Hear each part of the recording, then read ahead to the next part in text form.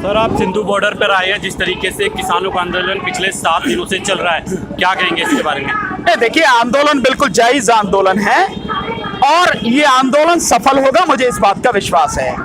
अफसोस इस बात का है कि ये जो मोदी सरकार है, बिल्कुल बेरहम और बेदर्द सरकार है, एक तरह से गुंडों की सरकार है। उसको किसानों की बात, जो मुद्दे हैं उनके बहुत छोटे से हैं। तीनों कानून वापस लो आप और एमएसपी को कानूनी जामा पहनाओ, बहुत सिंपल सी बात है, उसको मानना चाहिए। लेकिन उसे न मान के और बार बार इस मुद्दे को गुमराह करने के लिए और बीच में दलालों को खोजने के लिए ये सरकार मीटिंग कर रही है, जैसे आज भी मीटिंग चल रही है। मीटिंग का मतलब क्या है, बीच के रास्ते का मतलब क्या है? मामूली सी बात है, इसके अलावा कोई और है नहीं। तुमने जो कानून बनाए हैं किसानों से पूछ के नहीं बनाए, किसानों से वार्ता नहीं करी आपने, किसानों की सहमति नहीं ली आपने किसी भी किसान संगठन से बात नहीं की आपने। तो आपने जो कानून बनाए अपने जो पूंजीपति यार हैं उनके तलवे आप चाटते हैं, उनको खुश करने के लिए बनाए हैं। तो सीधी सी मांग है, इन कानूनों को बंद करो, आप खत्म करो, इनको वापस लो और जो एमएसपी है उसको कानूनी जामा पहनाओ। कानूनी जामा इसलिए कि एमएसपी अभी तक केवल एडमिनिस्ट्रेटिव ऑर्डर है, यानी गवर्नमेंट ऑर्डर है केवल, वो बाध्यकारी नहीं है, वो लागू होना चाहिए। इसके लिए कोई बंदिश नहीं है किसी भी तरह की, सरकार की मर्जी है लागू करे ना करे। और आप देख ही रहे हैं कि जो अनाज 23 फसलों पर जो एमएसपी दी जा रही है, वो एमएसपी पर कहीं भी खरीदा नहीं जा रहा। अनाज ज्यादा से ज्यादा पंजाब में खरीदा जाता है या हरियाणा में खरीदा जाता है, बाकी और कहीं जगह वो भी वहां भी अभी नहीं खरीदा जा रहा, कहीं भी एमएसपी पर नहीं खरीदा जा रहा। 30% से लेकर 40%, 45% कम रेट पर ये जो अनाज है किसान का खरीदा जा रहा है। तो आपके एमएसपी की घोषणा करने का मतलब क्या है नहीं है। इसलिए एमएसपी को कानूनी जामा पहनाओ ताकि वो इंप्लीमेंट हो सके और जो एमएसपी आप घोषणा करो वो एमएसपी किसान को मिल सके। और दूसरा, ये कानून वापस लो। इसीलिए हम इस समर्थन में हम लगातार आंदोलन करते रहे हैं, हम उसके लिए यहाँ पर आए। किसानों ने, मेरा सवाल है, अभी हाल ही में कुछ समय पहले हरियाणा के कृषि मंत्री जेपी दलाल, उनका कहना है कि जो यहाँ पर प्रदर्शन में बैठे किसान आए उनको पाकिस्तान और चीन से फंडिंग हो रही है, उनको फंडिंग दी जा रही है, क्या कहना चाहेंगे? देखिए, फंडिंग के विषय में तो आपने देखा होगा कि जितने भी किसान संगठन हैं उनको जिस तरह से चंदा मिल रहा है, उनकी जो यूनियंस हैं, उनके जो संगठन हैं, उनके साथी किस तरह से उनको चंदा दे रहे हैं, वो आप सबने देखा है, पूरी दुनिया ने देखा है। तो ये फंडिंग का आरोप, क्योंकि इनके पास में इसके अलावा और कोई आरोप है नहीं, या तो फंडिंग विदेशों से हो रही है उस पर लगाएंगे, लेकिन मोदी सरकार या मोदी सरकार के जो चमचे हैं वो सारे के सारे यूं देखे कि जो विदेशों से चंदा लेने वाले हो सारे के सारे तुम ले रहे हो।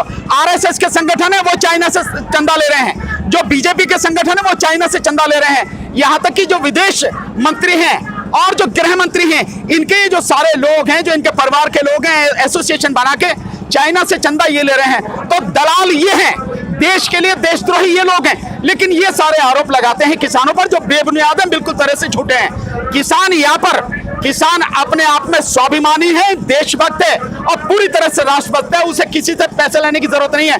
वो अपना पेट काट कर आंदोलन लड़ा है और आगे भी लड़ेगा और अभी इस समय लड़ रहा है। तो जो भी पैसा है, जो भी चंदा है, उन्हीं किसानों का है, जो किसान ये आंदोलन कर रहे हैं और बाकी जो लोग किसानों को समर्थन कर रहे हैं उनकी तरफ से वो चंदा है।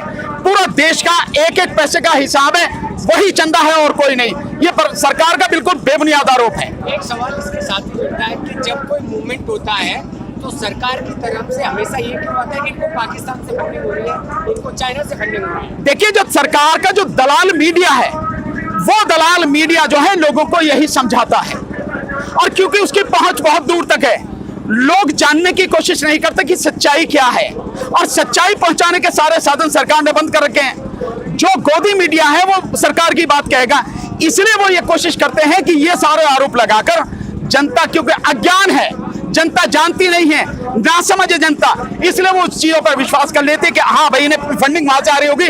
कैसे इतने दिन तक आंदोलन चल रहा है? यही आरोप इन्होंने सीए वाले आंदोलन पर लगाए थे। लेकिन इनसे ये पूछो कि जब तुम्हारे देश में लॉकडाउन था, यही जितने भी जो आंदोलन करने वाले साथी हैं, विशेषकर सिख समाज के लोग, इन्हीं गुरुद्वारों ने लोगों को सुबह शाम खाना पहुंचाया था, खाना खिलाया था। और इस बात की गवाह दिल्ली सरकार है।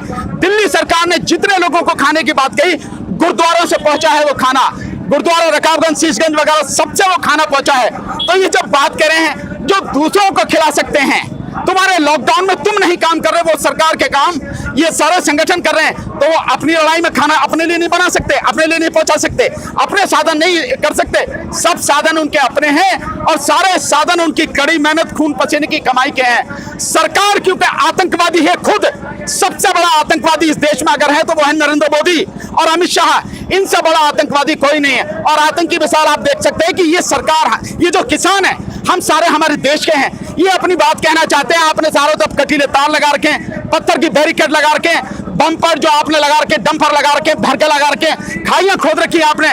किसान से तो आप ये कहते हो कि भाई अगर सरकारी संपत्ति को नुकसान पहुंचाया तो आप एफआईआर दर्ज कर रहे हो।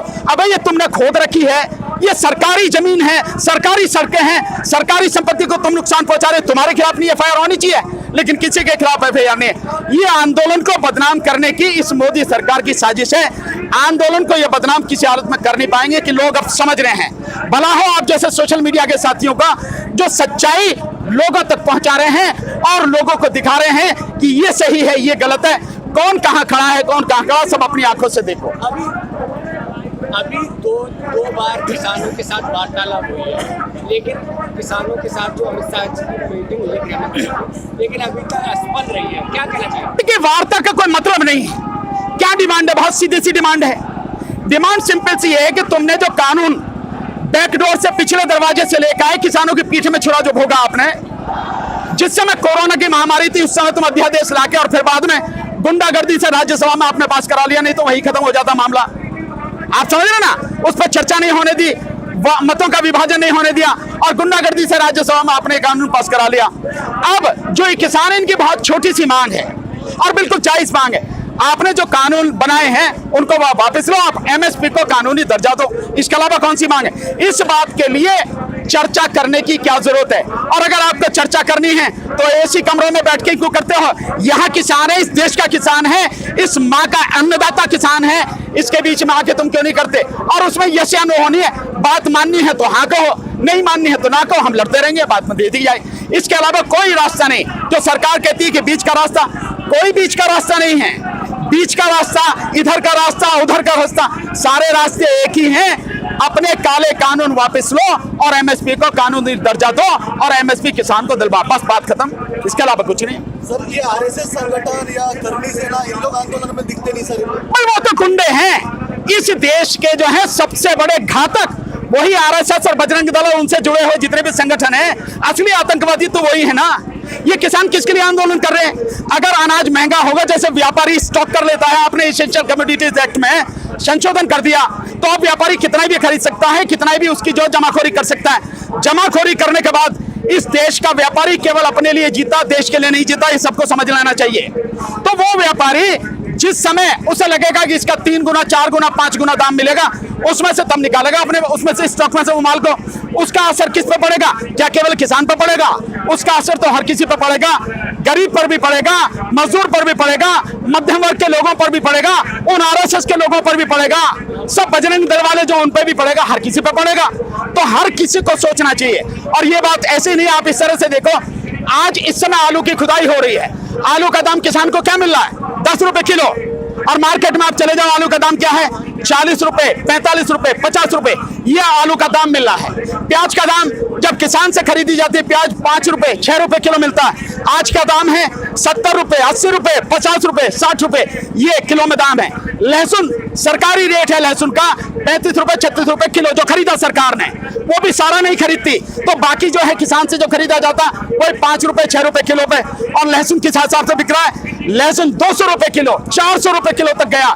इसको कौन खा रहा है? यानी जो व्यक्ति मेहनत कर रहा है, रात दिन मेहनत करता है, 2 महीने, 4 महीने, 6 महीने, कम से कम एक फसल को तैयार होने में 4 से 5 महीने लगते हैं। 4 से 5 महीने वो मेहनत करके उससे कुछ भी नहीं मिल रहा। और जिसकी जेब में पैसे पड़े हैं, जिसके पास स्टॉक करने के लिए वो है, सुविधा है, जिसके साथ में सरकार खड़ी है, वो अंधाधुंध कमा रहा। यानी मतलब कोई सीमा नहीं है, 1000% ज्यादा, 1500% ज्यादा, मतलब ये स्थिति हो रही है। तो ये सारा का सारा ये सरकार की साजिश है किसान को बर्बाद करने की। और ये कानून वही हैं जिनकी तलवे चाटते हैं मोदी जी, जिनकी चौखट को चूमते हैं मोदी जी, वो यार अंबानी और अडानी, उन्हीं के हाथ में देश की धरती जो है किसानों की जमीन देने के लिए सारा षड्यंत्र है। और ये हम सब समझ चुके हैं, ये कभी होगा नहीं। अब एक और सवाल निकल के आ रहा है कि जो यहाँ पर किसान आए उनमें से कुछ लोगों का कोरोना टेस्ट होगा और उनको कह रहे हैं यहाँ कोरोना फैलाने की आशंका है। किसने कहा ये? जैसे अभी न्यूज में आया ने न्यूज ने कहा ना, जो न्यूज वाले दल्ले हैं उन दल्लों से पूछो, जब तुम्हारा बाप जाता ना, अमित शाह भी हैदराबाद में गया, वहां जाके मीटिंग करिए, वहां पर हजारों लोग थे, पहले जाके उनका करवा कोरोना टेस्ट। अभी तेरे बाप ने वहां करिए, उसमें गुजरात में एक शादी हुई है, हजारों लोग शामिल हुए, पहले उनका जाके करा टेस्ट। अभी बिहार की जीत का जश्न मनाए हैं दिल्ली में, हजारों लोग उनके उसमें राष्ट्रीय केंद्रीय कार्यालय में आए, उनका करा पहले कोरोना टेस्ट। हमारे कोरोना टेस्ट कराने की जरूरत नहीं, हमें मालूम है कि कोरोना के बहाना लेके जिस तरह से देश को तुमने बर्बाद किया है, तो ये सारी की सारी चीजों से हम लोग जानते हैं,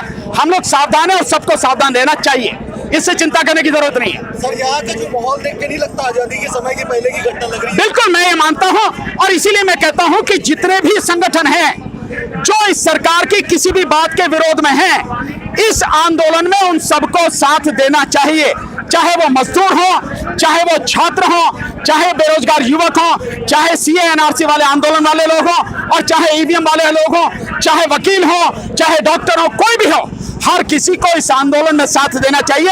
ये आंदोलन केवल किसानों का नहीं है, ये आंदोलन देश को बचाने का है और सबका आंदोलन है, इसलिए सबको साथ देना चाहिए। जैसे सीए का बिल उन्होंने वापस नहीं लिया था, किसका? सीए का बिल वापस नहीं लिया, लेकिन मोदी जी की टांगों में इतना दम भी नहीं है, वो 56 इंच का कलेजा भी नहीं है कि उसे लागू कर दे। आज तक लागू भी नहीं किया। अगर हिम्मत है 56 इंच का सीना तो लागू करके दिखाओ ना, बता देंगे तुम्हें क्या स्थिति तुम्हारी। लागू नहीं किया, और इसी तरह से ये सारी की सारी जो चीजें हैं ना, ये लागू नहीं हो पाएंगे अगर ये नहीं माने तो। सरकार को एक ही उसके पास रास्ता है, ये तीनों कानून वापस ले और कानूनी जामा पहना है उसको एमएसपी को, बस। क्या इस बिल को वापस लेगी सरकार? कोई बात नहीं लेगी तो हम लड़ रहे हैं, इसमें क्या दिक्कत है भाई? अगर सरकार वापस नहीं लेती है तो हम लड़ रहे हैं, उनके गुर्दे में जितना दम है वो भी दिखा दें और हम भी दिखा देंगे हमारे सीने में कितना दम है, बात खत्म होगी।